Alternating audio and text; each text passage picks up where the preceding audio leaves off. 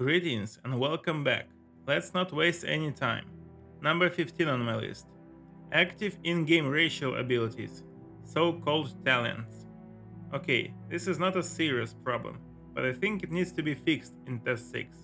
Some in-game race talents cease to be effective with leveling up, and some talents are useless from the beginning.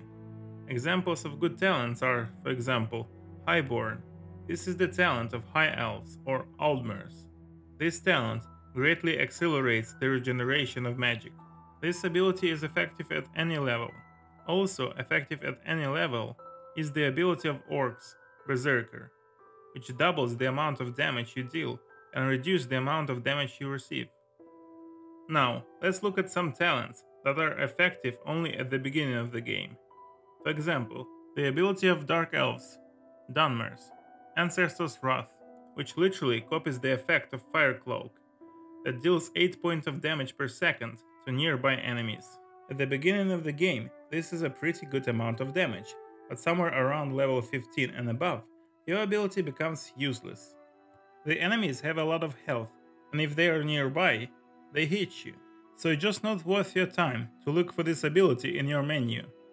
An example of talents that are useless from the very beginning is, for example, the talents of Khajiits, Night Eye, which gives you the ability to see in the dark. Considering that there are almost no places in Skyrim where it is that dark that you would need this ability, you are simply in disadvantage from the very beginning of the game. Or there's another example of junk in form of a talent, a skill called Battle Cry. All it does is make you cry because of how useless this ability is. Okay, the game effect though is that the enemy flee for 30 seconds. It is a Nord greater power. First of all, a fleeing enemy will not help you defeat themselves, especially for a warrior, because a warrior needs enemies close, because they deal melee damage. And 30 seconds is very little. You literally have no time to do anything before you are attacked again. And it takes a day to recharge this talent. So again, it's just not worth your effort to go into the menu and choose this talent. So of course, a lot of these talents must be redesigned. For example, after reaching level 15, a Dark Elf ability, Magic Cloak that deals 8 points of damage per 60 seconds, will be upgraded. It will still do 8 points of damage, but not for 60 seconds, but for 15 minutes. The same with the Breton ability to absorb magic. After reaching level 15, a Breton will also be able to absorb magic for 15 minutes. Bosmers will not only turn forest animals into allies for 60 seconds, but permanently, forever. And also, if necessary, the player can summon the spirit of a bear as a talent once a day for 60 seconds. Other animals that do not live in forest still would be hostile. In addition to its night vision and claws, Khajiits could get super speed once a day for 60 seconds. Literally faster strikes, faster running, etc. The Imperials could use their ability Voice of the Emperor to order the enemy to fight on his side. The Nords would receive once a day for 2 minutes 100% protection from frost, 50 from fire, 50 from lightning, and regeneration of stamina twice as fast. The rest of the races and their talents are fine. We need to diversify the player experience with different races, so it would actually matter what in-game race you picked.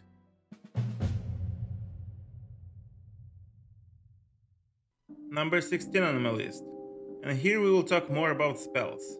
We have already briefly talked about how few ways to perform spells there are in Skyrim, but the game has few spells in general compared to Test for Oblivion. So another way to add variety to spells is the return from Test for Oblivion, the ability to create spells yourself. Yes, in Oblivion, you could not only enchant objects, but you could also create your own spells. The player got this opportunity after being accepted in University of Magic of the Imperial City, which was not so easy by the way. First you had to get recommendations from all the heads of all mage guilds of all cities of Cyrodiil, and only then you were accepted in the University of Magic and get the opportunity to create your own spells. which is good, because the ability to create your own spells from the very beginning of the game is too much.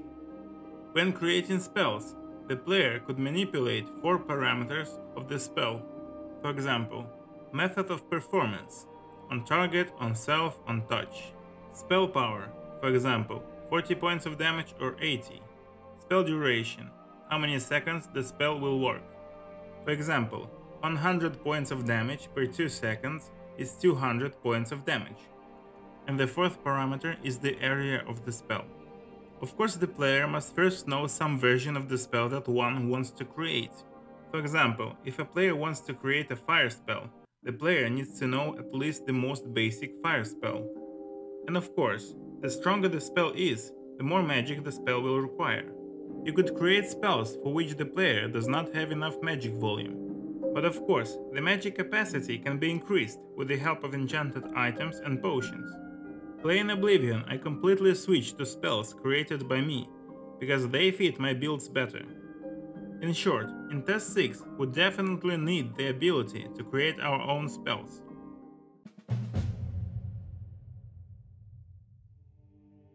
I propose to move away from discussing magic for a little bit.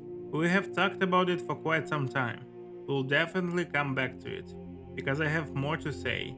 But I propose to change our topics for a little bit, because maybe not everyone likes to play as a mage.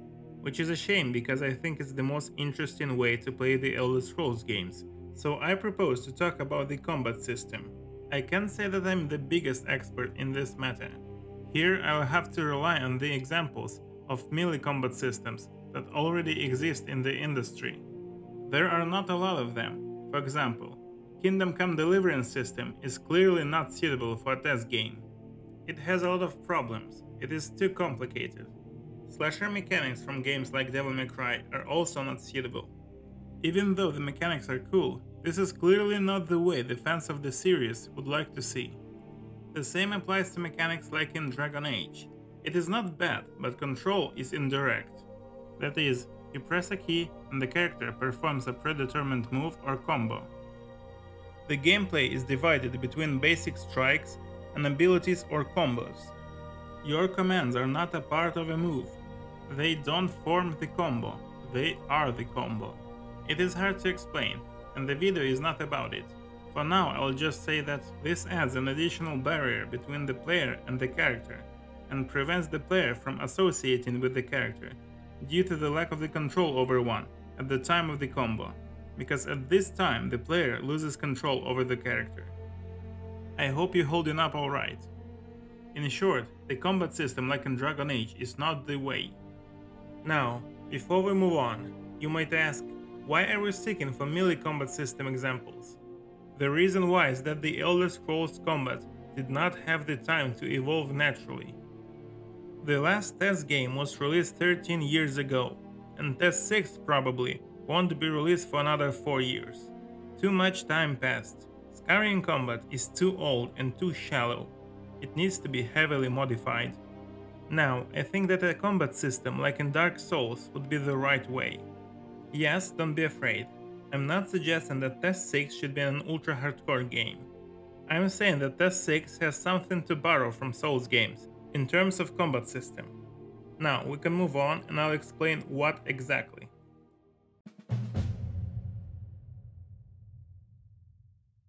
Number 17 on my list is the enemies' movesets, or the combos of the enemies.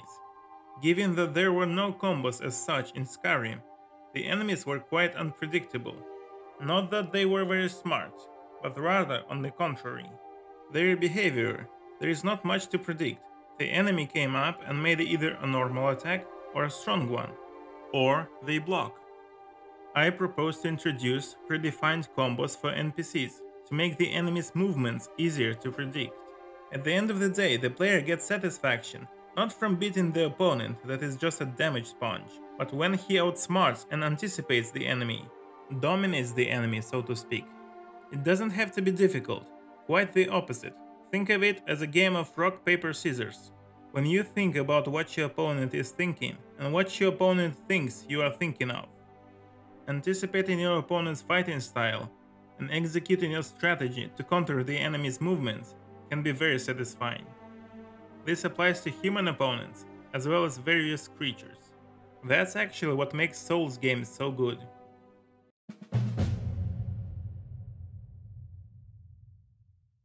Number 17 on my list.